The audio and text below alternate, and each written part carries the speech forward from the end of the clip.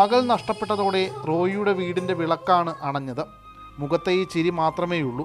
ഉള്ളു നിറയെ സങ്കടമാണ്. മകൾ കൂടെ ഉണ്ടായിരുന്നപ്പോൾ ഏറ്റെടുത്ത ദൗത്യമായിരുന്നു കലോത്സവ പരിശീലനം. റോയി പരിശീലിപ്പിച്ച 7 ടീമുകൾക്കും സമ്മാനമുണ്ട്. മകൾ കൂടി ഉണ്ടായിരുന്നുവെങ്കിൽ എന്ന് ആശിച്ചു പോയ നിമിഷം.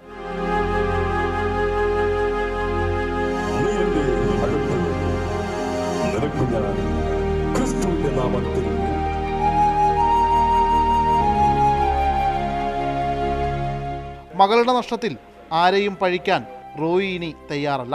വന്നതിനെ കുറിച്ച് ഇപ്പോൾ നമുക്കൊന്നും ആരെയും ശിക്ഷിക്കാനോ അല്ലെങ്കിൽ നമ്മൾക്ക് ആരെയും ഉപദ്രവിക്കണമെന്നോ ഇല്ല. ഇനി ഒരു കുട്ടിക്കും അങ്ങനെ സംഭവിക്കരുതെന്നുള്ളൊരു പ്രാർത്ഥനയും അപേക്ഷയും മാത്രമേ നമുക്കുള്ളൂ. മകളെ നഷ്ടപ്പെട്ട ദുരന്തത്തിൻ്റെ കാരണങ്ങൾ തേടിപ്പോകാനും റോയി ഒരുക്കമല്ല.